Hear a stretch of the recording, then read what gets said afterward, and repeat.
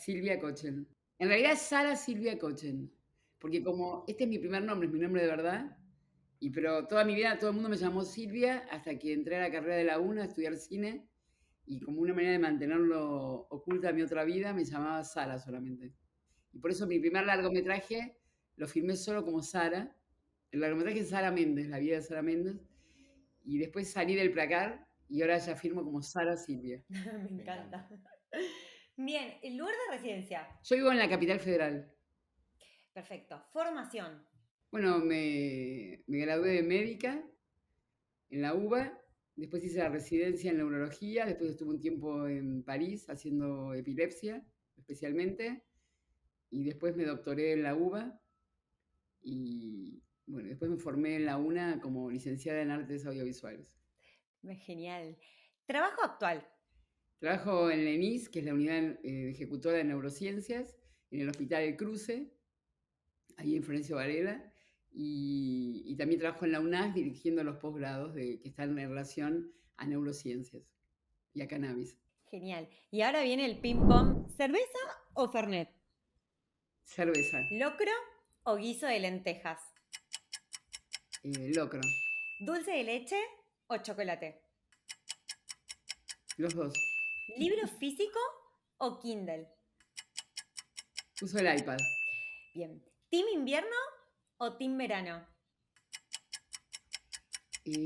Verano, ¿Investigación o producción audiovisual? las dos, las dos. Me Siempre encanta. las dos. Buenas, ¿cómo va todo? Bienvenidos nuevamente a El otro lado del cerebro. Episodios que pertenecen al podcast de Neurotransmitiendo. Y es un podcast donde vamos a charlar sobre neurociencias y comportamiento. La idea de este podcast es que podamos entender un poco cómo funciona, ¿no?, la mente humana, desde los recuerdos, desde poder entender las emociones, incluso hasta nuestros comportamientos y cómo la inteligencia artificial, por ejemplo, en un par de capítulos, vamos a ver cómo esto va a poder influir en nosotros. Yo soy Antonella Giordano Urchi y a mi lado tengo a Tomás D'Amelio. ¿Cómo va, Tommy? ¿Todo bien? Muy bien. Ahora que te escucho, bárbaro. Bien. En el capítulo de hoy vamos a estar charlando con Silvia Cochen, investigadora del CONICET. Bien, y además, algo interesantísimo, como hacemos en todos estos podcasts, es que no solo vamos a escuchar las cosas muy interesantes que tiene para contarnos Silvia, sino la idea es también conocer a la investigadora y muchas otras cosas más que Silvia, detrás de sus investigaciones. La idea es entender cómo es hacer ciencia y cómo es la persona detrás de la ciencia que hace. Así que, Silvia, bienvenida, un gusto tenerte con nosotros. ¿Qué tal? Gracias por invitarme. Para mí también es un gusto. El gusto es nuestro. Y quiero arrancar con la primera pregunta, que es algo que nos pasa también a nosotros como psicólogos, que cuando uno estudia las carreras que son de servicio, siempre te preguntan tipo, ay, atendés pacientes, haces clínica, ¿en dónde estás? Y a veces uno, por lo menos a nosotros, de nuestro lado, decimos como, bueno, si somos los psicólogos que en realidad no atienden pacientes Eso y dice hacemos mi bio, de investigación. hecho, psicólogo de los que no atienden pacientes. Exacto. Y entendemos, sí, que vos estás más o menos por este lado, ¿no? Que sos más una médica de la investigación que médica de la clínica. ¿Es así? No, para nada, para nadísima. Me encanta. Completamente en contra, Antonella. Para nada. Es más, yo sé que soy un bicho raro en el CONICET, que muchos de mis amigas, mis compañeras, mis compañeros, inclusive la presidenta actual del CONICET, que es un lujo tenerla como presidenta, Ana Franchi, y muchas veces discutimos esto, porque yo atiendo pacientes y estoy orgullosa de los pacientes de atender pacientes. Siempre trabajé en el hospital, antes estaba en el Hospital Ramos Mejía, ahora estoy en el Hospital El Cruce, y yo soy una de las convencidas que yo, en tanto médica y atendiendo a pacientes, siempre creé, fundé y lo sigo haciendo trabajos y servicios que atendemos con excelencia académica. Porque estoy convencida que para ser una buena médica y a dar un buen servicio en el diagnóstico, en el tratamiento, uno tiene que también saber investigar y también tiene que ser docente. Y cuando se da esa tríada, entonces sin duda uno es mejor profesional de la salud. Así que yo no estoy de ese lado de ustedes, sino que yo atiendo pacientes, tengo un grupo muy fuerte, muy grande de pacientes, formamos muchos recursos humanos que atienden pacientes, es algo que a nivel nacional, pero también a nivel internacional. Somos un lugar donde recibimos para formar, justamente en este momento creo que tenemos 2 becarias colombianas, una becaria que es nicaragüense, y se acaba de ir un becario de Bolivia. O sea, tenemos, bueno, hay una chica que es de Holanda, que está haciendo su doctorado en Inglaterra, pero porque quiere, pero la fuerte nuestro es el trabajo con la gente de Latinoamérica y de nuestro país. Creo que nos merecemos tener una buena asistencia de calidad. Uno cuando hace medicina, también cuando hace psicología, ¿no? Uno para escuchar es como un músico, una música. Yo puedo gozar con una música cuando la escucho. ¿La puedo disfrutar o no? Pero cuando uno escucha música con un músico que sabe, te empieza a decir, ay, se comió ese compás, uy, que entró tarde, uy, no puedo creer lo que está desafinando. Yo no me doy cuenta de eso. Eso significa para mí, como neurocientífica, hablo, que uno no es que se relaja y por eso escucha y absorbe lo que está, o reconoce. Uno tiene que ser una interfaz inteligente. Y para eso hay que saber. Y para eso uno tiene que pulir, trabajar mucho la materia más compleja, la más difícil, la más excepcional y cara, que es la materia gris. Entonces, yo uso mucho tiempo de mi vida, he usado y sigo usando en la formación de recursos humanos, para que la calidad y la excelencia académica sea lo mejor. Y la verdad es que lo hemos logrado, ¿sabes? Yo elegí trabajar en un hospital, no caí en ningún lado, sino que elegí trabajar en un hospital público, como doy clases en la universidad pública, y es una preocupación constante para nosotros, crear una excelencia académica para darle un mejor servicio. O sea, que es parte, lo que estoy diciendo es que para mí no me genera ningún tipo de tensión. Para mí es parte de mi trabajo, donde yo, si estoy trabajando, por ejemplo, toda la gente que trabaja conmigo, los que son más grandes y que ya se doctoraron hace muchos años y que están formando otros profesionales, pero los más jóvenes, no sé, se presenta un caso clínico. Hoy, por ejemplo, a la mañana vengo del hospital, hicimos eso, como todos los jueves, y cuando uno presenta un paciente, tiene que tener como mínimo 3 hipótesis. Eso es incorporar el método científico a nuestro trabajo cotidiano en la vida clínica. Y no tengo ninguna duda de que, por supuesto que nos debemos equivocar 1000 veces, y sé que nos equivocamos también, pero cuando uno utiliza el método científico para hacer el diagnóstico de un paciente, una paciente, y encarar un tratamiento adecuado, el margen de error es mucho menor, ¿no? Y también, que acá tiene que ver con una cuestión ideológica, la calidad en la atención es mejor. O sea, es otra gran preocupación para nosotros brindar, porque partimos de que la salud es un derecho humano, ¿no? Argentina es firmante de esto. Entonces, para poder honrar esta situación, uno tiene que saber. No hay otra manera, ¿no? Uno tiene que saber, cuando uno te pasa con un familiar, con alguien querido, o uno mismo, que vas a un médico, vamos a ponerlo en los hombres, a un médico, y se equivoca y hace cualquiera, pues decís, pero ¿cómo? ¿Cómo puede ser? En general no es porque se trata de mala gente, no digo que no vaya, pero la mayor parte de las veces es porque no sabe. Entonces es todo un desafío, ¿no? Es algo, y yo me extiendo tanto porque es un tema para mí crucial, que me he peleado, he discutido fuertemente como dije antes, con mis compañeros de CONICET, que desprecian muchos la investigación clínica. Está de moda ahora el nombre de investigación translacional, ¿no? Que quiere decir literalmente, se toma del inglés, y que es como del laboratorio al lado de la cama del paciente, ¿no? Pero la verdad que esto es una cosa que nosotros venimos haciendo hace muchos años, sin tener no solamente no valorado por mucha de la gente que integra el CONICET, sino muchas veces despreciado o descalificado. Ahora ahí empieza a haber un cambio de paradigma, ¿no? Por suerte, pero es todo un tema, por eso me extiendo tanto, ¿no? El otro lado del cerebro vuelve en unos minutos, pero antes tenemos unos anuncios. ¿Querés explorar más sobre el comportamiento humano y el cerebro? Neurotransmitiendo te ofrece su diplomatura en neurociencias cognitivas, perfecta para estudiantes y graduados de todas disciplinas. Disfruta de una formación 100% online, con acceso a clases grabadas y en vivo, por docentes internacionales, que incluye tutorías personalizadas para tu proyecto de investigación. Cubrimos desde métodos en neurociencias hasta inteligencia artificial. Todo para darte una comprensión profunda en el campo. ¿Listo para el siguiente paso en tu carrera? Visita neurotransmitiendo.org/diplomatura para más información y descubrí descuentos exclusivos para tu inscripción. Ahora sí, volvemos con el episodio. Dice la pregunta. Sí. Yo me acuerdo yo me acuerdo la primera vez que te conocí, Silvia, que fue allá por 2015, cuando era mi primer congreso, que iba a un congreso de investigación siendo un purrete, cursando neurofisiología, que entré al congreso se llamaba Congreso Neurocode. Yo dije, no sé, me parece interesante, voy a ir, y de repente entro y la escucho a Silvia hablando creo que era la neurona de Mascherano. ¿Cómo es eso? ¿Qué era la neurona de Mascherano? ¿Y cómo se relaciona esto con alguno de los temas que investigás y has investigado? Primero me provoca un gran halago, porque a veces uno da charlas en congresos y dice, nadie me está escuchando, a nadie le importa. Entonces, cuando aparecen estas cosas, es como cuando uno se encuentra con alumnos. Por eso digo que también en esa tierra es la docencia, y entonces uno es un abrazo al alma, ¿no? Y en realidad nosotros, para identificar dónde comienza la epilepsia en los pacientes que son candidatos a cirugía de la epilepsia, que es alrededor de un 30%, el resto de los pacientes con epilepsia andan muy bien con medicación y se curan. Y digo esto porque es la enfermedad más frecuente de las enfermedades neurológicas y seguramente habrá oyentes que tienen epilepsia y entonces no quiero que queden con una falsa imagen, porque es una enfermedad que también sufre mucha discriminación y en base al desconocimiento.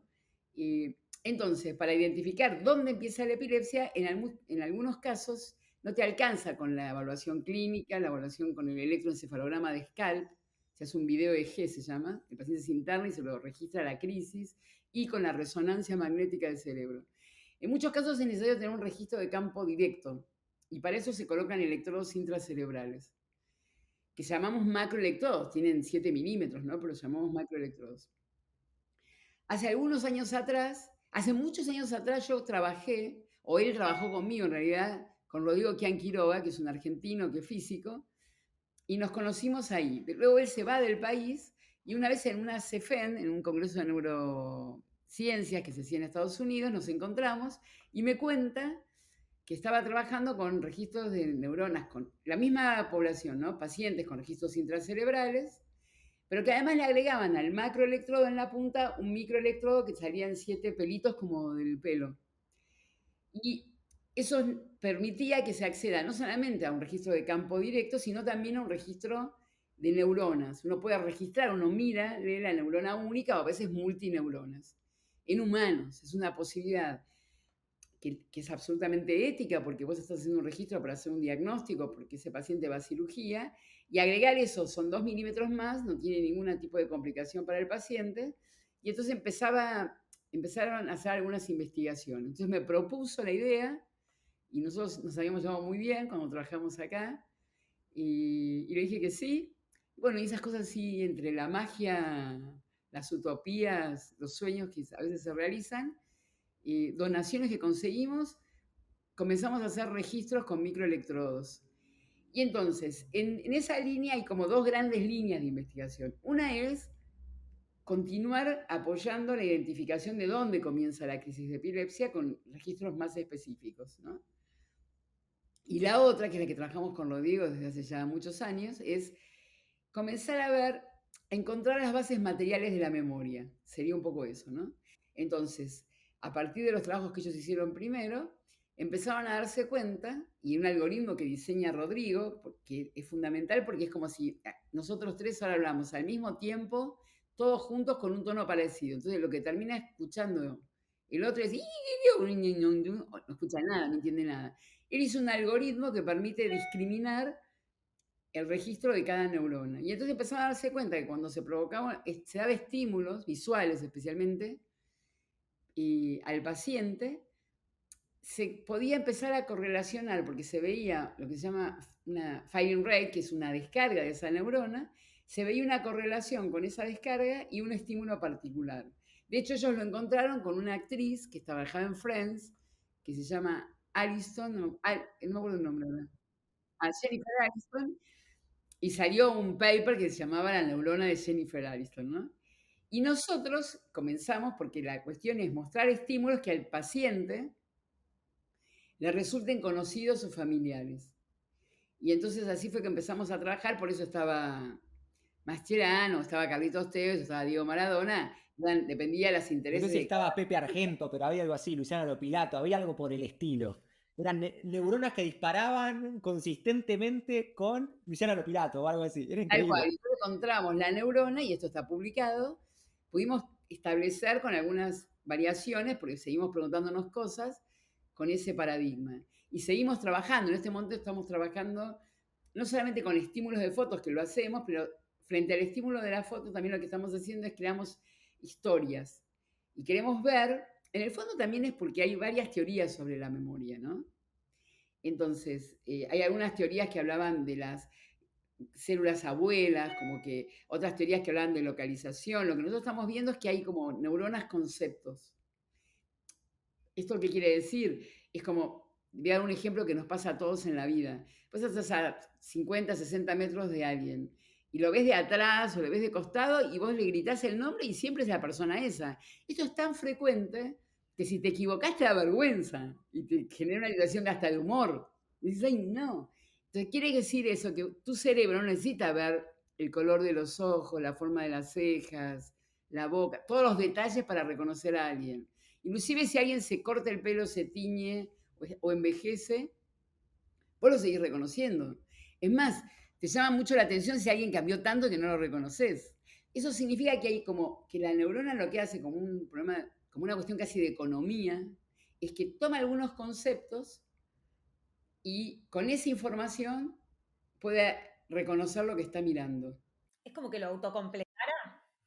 De alguna manera uno podía llegar a pensar eso, ¿no? Eso ya es más especulación, no te podría contestar con certeza. Pero sí lo que es importante es que esto se pensaba que podía ser así como una de las tantas teorías, y con estos trabajos que venimos haciendo, al encontrar esta descarga de la neurona frente a ese estímulo, y que cada vez que aparece el estímulo descarga, y que lo podés reconocer, y podés reconocer que es la misma neurona porque la vas siguiendo a lo largo de algunos días, vos podés, por eso yo hablaba de que de alguna manera es mostrar las bases materiales de este fenómeno, ¿no? Inclusive es interesante porque esa neurona responde, en muchos casos, mostrás el estímulo visual, por ejemplo, yo muestro tu cara y de repente cambio la ropa, le cambio el color del pelo, la expresión, el momento cronológico, y a veces se pone el nombre, por ahí uno escribe Anto, entonces, y la neurona responde, como que es multimodal, ¿no? No solamente al estímulo visual. Es increíble. Increíble. Hace un rato hablabas, cuando mencionaba temas de epilepsia y tal, hablabas sobre algunas cuestiones sobre los tabúes. ¿Cuáles son los tabúes más grandes que te fuiste encontrando? Bueno, la verdad que cuando yo empecé, lo primero que me parecía que era trágico, ¿no? Porque no era divertido, era que la gente no usaba la palabra epilepsia. La gente decía que tenía disritmia y entonces no se nombraba la palabra epilepsia. Después yo termino la residencia, bueno, acá era la dictadura, me voy a vivir a Francia, me especializo en realidad en epilepsia, pero antes había visto porque es una enfermedad muy frecuente. Y cuando vuelvo al país era como que entro y creo el centro de epilepsia en el Hospital Ramos Mejía, digo, lo llamo centro de epilepsia. Y no sabés, todo el mundo estaba re enojado conmigo porque me decían, la gente está discriminando. No va a ir nadie a atenderse. Entonces cuando después teníamos, no sé, pacientes para hacer dulce de leche, y teníamos muchos pacientes, era falso, porque siempre pasa lo mismo. La verdad ilumina siempre. El problema es cómo la transmitís y cómo le decís. Nosotros hicimos todo un trabajo de construcción de información para los pacientes y las pacientes, para sus familiares, para los docentes, para los otros profesionales de la salud, explicando qué era la epilepsia. Y de hecho yo soy autora, junto con Jorge Lovento, que es un paciente, de la ley de epilepsia. Argentina, son esas cosas locas de Argentina. En el 2000, un día estaba harta de estas cosas de discriminación y que los pacientes no tenían derecho, y entonces con una ley de salud deficitaria también, ¿no? Si vos tenés una buena ley de salud, garantista, no necesitas tener leyes por enfermedades, pero no lo teníamos, y de repente fue una mujer que yo había atendido a los hijos en el hospital, que trabajaba en el Congreso y me dijo que quería hacer, si no quería hacer la ley, que yo no sé nada, entonces le di los fundamentos científicos, y ella armó el proyecto, y en el 2001, en marzo, salió aprobada la ley. Y fuimos el primer país que tuvo una ley nacional de epilepsia. Que en realidad, como digo antes, no es que en los países que la salud es bien garantista no necesitas ley por enfermedades. Pero esto sirvió y sirve hoy que los pacientes tienen la medicación asegurada, el diagnóstico, los recursos, el tratamiento, con dificultades, ¿no? Depende de qué gobiernos hay, vamos a ver qué va a pasar ahora, pero bueno, hay una ley que ampara, ¿no? O sea, esto es importante. Es muy interesante esto de las transiciones desde la ciencia hacia, por ejemplo, políticas públicas y demás. Entiendo que también tenés un laburo bastante interesante en relación al cannabis medicinal, ¿verdad? Sí, eso es como fue también, eso me pasó a mí lo que le pasó a casi la mayor parte de los profesionales del mundo, ¿eh? Como el cannabis se prohibió a principios del siglo pasado, y la sospecha todos tenemos es que porque se prohibió porque competía mucho el cáñamo, siempre hablamos de la marihuana, ¿no? Dependía de la concentración que tenía de THC, que es el componente psicoactivo, y jugaba un rol fundamental en la industria. Belgrano lo trajo a nuestro país, por ejemplo, las plantaciones de cáñamo primero. Entonces, en ese momento apareció el plástico, que era malo, y por una manera de sacárselo de encima, la competencia, que era muy fuerte, se prohibió todo aprovechando este componente psicoactivo y entonces quedó dentro de las drogas prohibidas. Esto hizo que, en términos históricos, es menos de un siglo, ¿no? Pero para nosotros, como somos mortales, es toda la vida. Y entonces salió de la academia el tema de cannabis, pero quedó conservada lo que se sabía de la planta, que acompañó a la humanidad casi desde los inicios, y en la comunidad. Y un día viene a verme un grupo de mamás, cuando yo todavía estaba en el Hospital Ramos Mejía, a decirme que algunas eran pacientes nuestros del centro, otras yo no conocía, que habían visto en internet, en los medios, el uso de cannabis en formas refractarias, o sea, que no responden a la medicación habitual. Yo ya sabía, ya venía leyendo algunas cosas, pero no sabía mucho. Entonces les prometí que iba a estudiar. En el documental que yo dirijo con Emiliano Serra aparece este diálogo con Valeria, porque es cierto este diálogo, ¿sabes? Y yo les prometí eso en diciembre, no es que me fui inmediatamente a Israel como hacemos en la película, pero me puse a estudiar ese verano y cuando volvieron hice el primer ensayo clínico, que es una publicación ya también, y ahora terminamos de hacer otro con otra población con epilepsia refractaria, pero así fue como me fui acercando al tema de cannabis. No fue algo motu propio. Después ayudé y acompañé a las mamás que pelearon por la ley. Mamá cultiva, ¿no? Bueno, hay muchas ONGs. Mamá Cultiva es donde está Valeria, que fue la que aparece en la... Pero hay muchas ONGs que trabajan, hay muchos grupos, se multiplicaron. Es maravilloso, ¿no? A lo largo y ancho del país. Y me fui involucrando cada vez más en la temática y entonces empecé a descubrir que había muchos compañeros y compañeras mías del CONICET que estaban interesados y que tampoco sabían nada. Y había gente, profesionales de la salud, y había gente muy bien intencionada que quería aprender y había gente que tenía solamente prejuicios y no quería hacer nada. Y entonces siempre no hay con qué darle el conocimiento, no hay con qué darle. Y ahí lo conocí a Marcelo Morante, que trabajaba en el tema de dolor y que trabajaba con cannabis. Y bueno, y fuimos creando, primero de manera totalmente informal a través de los mails, la red de cannabis. Que no se pedía nada, se pedía solamente si estabas interesada en la temática. Y después cuando asumió el gobierno que se está por ir, y asumió el nuevo directorio de CONICET y estaba Ana Franchi como presidenta. Que a esta altura ya se fue. Que estamos haciendo el disclaimer. Pero esto va a salir en febrero. Ya se fue, sí. Ahí, ya sé, entonces tenemos que decir claro que todavía, pero vamos a seguir con la red, porque la red tiene una construcción de mucha fortaleza, la red de cannabis de CONICET, de mucho respeto. Yo lo aprendí esto, ¿sabes de dónde? Lo digo siempre, del movimiento de mujeres. Yo como militante feminista fui desde los inicios a los encuentros de mujeres y lo aprendí ahí. La organización es horizontal, los hombres no saben nada de esto. Puede ser que las nuevas generaciones sí, pero hay una organización horizontal donde todo el mundo tiene derecho a la palabra, donde se vota levantando la mano y donde funciona muy bien aparte. Y entonces la red tiene este funcionamiento y yo creo que eso le da y toda la gente que sabe mucho del tema, lo único que se pide es respeto, ¿no? Lo único que no vale es faltar el respeto al otro, pero luego hay como 4 o 5 comisiones, es un trabajo muy gratificante para mí. Quería preguntarte, ¿qué beneficios crees que no están lo suficientemente, o que no son lo suficientemente conocidos de utilizar el cannabis medicinal? O sea, ¿qué beneficios crees que se podrían aprovechar mucho más que no se están aprovechando ahora actualmente? Bueno, a ver, creo que muchos, porque hubo un cambio también, además de este proceso de legalidad, también hubo un cambio fundamental cuando Meyulán y su grupo de investigadores descubren el sistema de endocannabinoides, ¿no?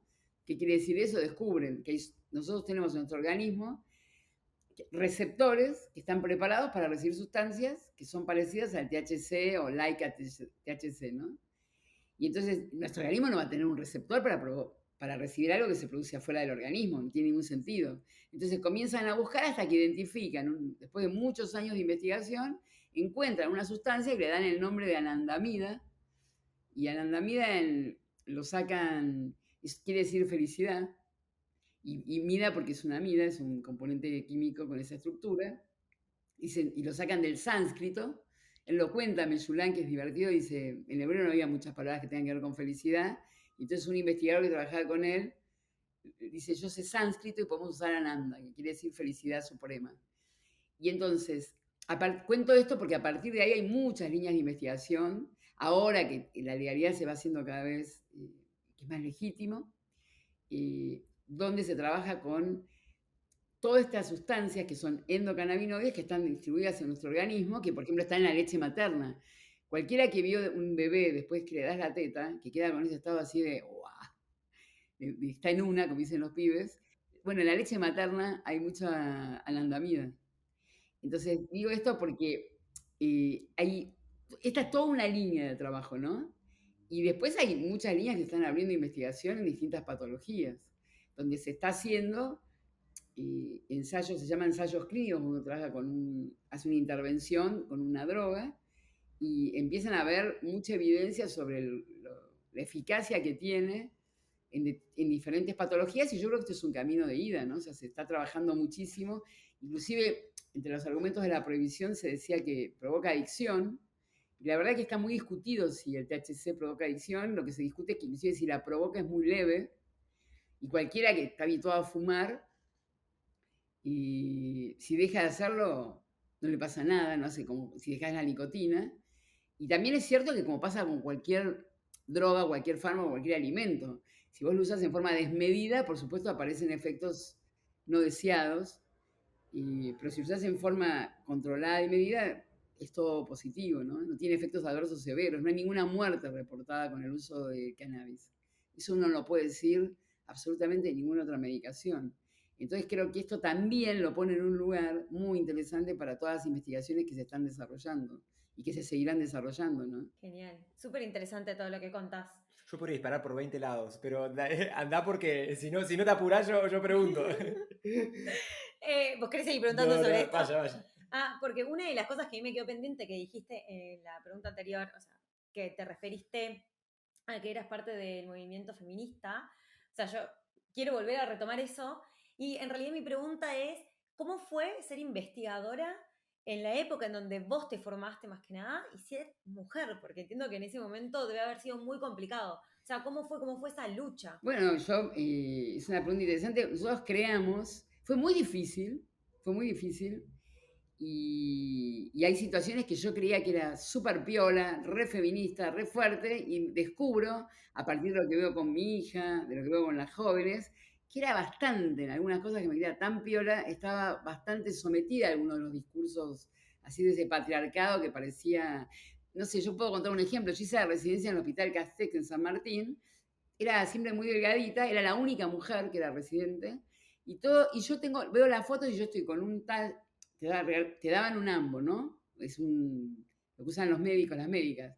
Y yo tengo un ambo que es como 10 talles más grande que el mío y un delantal que son 15 talles más grandes, ¿no? Entonces parece que estoy como con una carpa. Yo nunca pensé por qué. Y una vez me dice un compañero, en una reunión de cena, me dice, bueno, ¿vos te acordás cómo iba Cochen? Que vos la veías que era una carpa caminando y bueno, todos la querían voltear. Me cuenta este compañero, ¿no? Y yo decía, yo no tenía tanta conciencia de eso, ¿no? Pero digo, ahora entiendo por qué me elegía. Pero como esto te puedo contar muchas anécdotas. Cuando yo pasé mi concurso en medicina, que sigo siendo, esa facultad es lo más patriarcal, la UBA, ¿no? Yo sigo siendo la única profesora adjunta de neurología. Y cuando yo di mi concurso, que lo gané, había 3 señores, viejos, feos, que quizá en esa época por ahí eran tan viejos como yo ahora, pero me parecían viejos, pero yo no soy ni viejo ni feo. Y me preguntaron, yo ya era investigadora de CONICET, yo ya era docente de la facultad hacía muchos años, y me preguntaron si yo era casada, y yo sentí, ¿qué carajo te importa? Pero yo no quería perder el concurso, y después estaba sola con esos 3. Y dije, sí, y si tenía hijos. Y todavía menos quería contar, porque yo elegí tener hijos y me parece una de las experiencias mejores que tuve como mujer. Es y será seguramente muy hermoso. Pero no quería contestar. Y lo cuento así con dolor porque sentí que claudiqué, porque quería ganar el concurso. Y entonces cuando contesto que sí, me preguntan, tengo un hijo y una hija, y me preguntan, ¿cómo voy a hacer, si yo llego a ganar el concurso, cómo pienso compatibilizar mi vida privada con mi vida pública? Y dije, bueno, la verdad que no entiendo la pregunta, porque tranquila lo dije, ¿no? Yo ya vengo trabajando y soy investigador del CONICET y lo logro. Es difícil, pero lo logro. Y cuando yo salgo, le pregunto a todos los compañeros que estaban ahí, eran todos hombres, si a alguno le habían preguntado lo mismo. Y no, porque aparte como yo soy coaching, estoy en el medio, ya habían pasado unos cuantos. Y nos teníamos que quedar a esperar al final. Y entonces me quedé, a cada uno que salía le preguntaba, y a ninguno le preguntaron eso. Estoy contando porque cosas burdas, pero después había 1.800 millones de cosas sutiles. Un día, hace ya, no sé, como 25 años, cuando se hace el primer encuentro de la mujer en Beijing, un encuentro mundial, con Diana Mafia y Ana Franchi, justamente, creamos la RACCIT, que es la Red Argentina de Género, Ciencia y Tecnología. Y desde ahí, para que tengan una idea, descubrimos que no sabíamos cuántas mujeres había en CONICET y cuántos hombres. Entonces nos dimos cuenta, porque nos contó alguien, que el quit, que ya había, para hombres termina con un número y para mujeres con otro. Y entonces, en un Excel, agregamos el quit y filtramos, y así nos enteramos cuántas mujeres había y cuántos hombres. Y a partir de ahí hicimos todo un trabajo donde empezamos a hacer investigación con datos para demostrar la tijera que existe todavía hoy en el CONICET. Esa tijera que muestran las americanas, las europeas, que es, en las categorías más bajas somos la mayoría mujeres, y a medida que se va ascendiendo en las categorías, las mujeres caen y los hombres suben. Esa es la famosa tijera, ¿no? Así que, si me preguntás cómo veo la cosa hoy, estamos mucho mejor, pero como dice esa propaganda del cigarrillo, es un largo camino todavía, ¿no?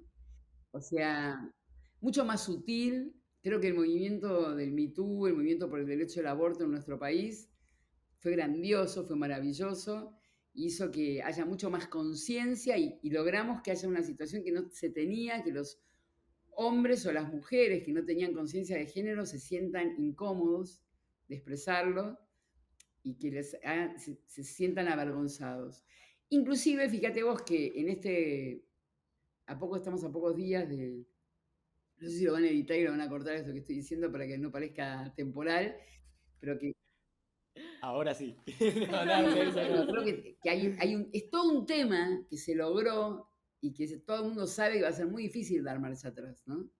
Entonces me parece que a tu pregunta sí, claro, hubo cosas muy groseras y cosas más sutiles y que solamente creo que con conciencia de género uno puede hacer, primero puede resistir.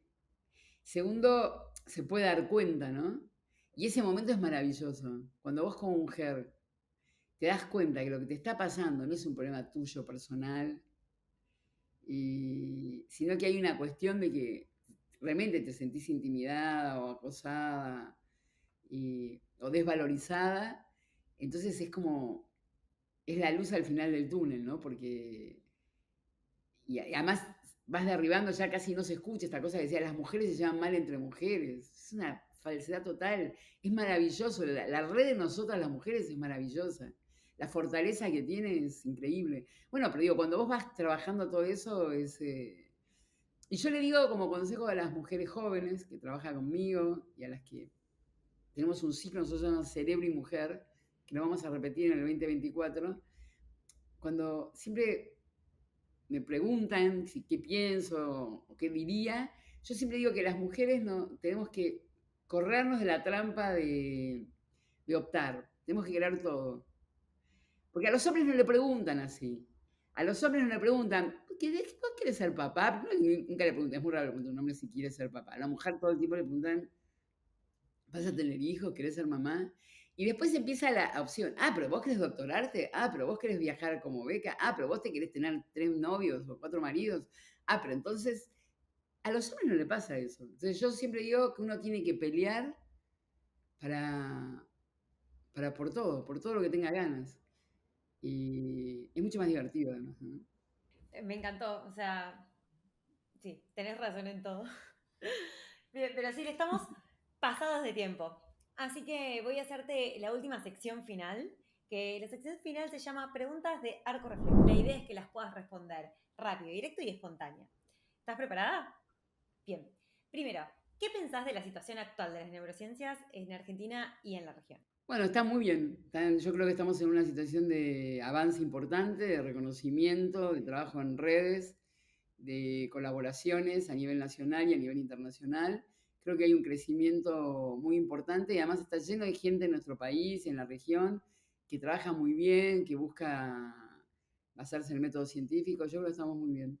Genial. Próxima pregunta. ¿En qué te ves trabajando en los próximos años? Es lo mismo que ahora. Me imagino haciendo cine y me imagino trabajando, haciendo investigación en neurociencia. Me encanta. Y por último, la última pregunta. ¿Qué es lo que más te apasiona de tu trabajo? Creo que lo que más me apasiona es el proceso creativo. Y en segundo lugar, como un devenir de este proceso creativo, tanto como cuando hago cine como cuando hago investigación, es el impacto positivo que genera en los pacientes o en el público que puede ver una obra, ¿no? O en la gente que voy formando y se va formando conmigo. Creo que son esas cosas que más me apasionan. Perfecto. Bueno, Silvia, mil gracias por haber participado del podcast. La verdad que estuvo buenísimo. Nos llevamos un montón de experiencias y también un montón de preguntas que no llegamos a hacer, que eventualmente tal vez podemos conversar en otro momento. Pero es un placer. La verdad que la pasamos muy bien. Sí, fue muy bueno. La verdad que me gustó mucho. A mí también me quedaron muchas preguntas para hacerte. Así que, nada, muchas gracias. Ahora que logramos resolver el problema técnico, otro día nos encontramos. Si bien. Me encanta. Bien, bueno, esto es todo. Muchas gracias por escucharnos. Los vemos en los próximos capítulos. Recuerden dejarnos una valoración del episodio en Spotify o en su plataforma preferida de podcast. O algún mensajito. Mensaje por... Toda interacción nos sirve para seguir Muchísimo. Creciendo y para poder seguir. También nos motiva a hacerlo. Es un poco eso. Súper. Bueno, gracias por escucharnos y nos vemos en el próximo episodio. Bye bye. Chao.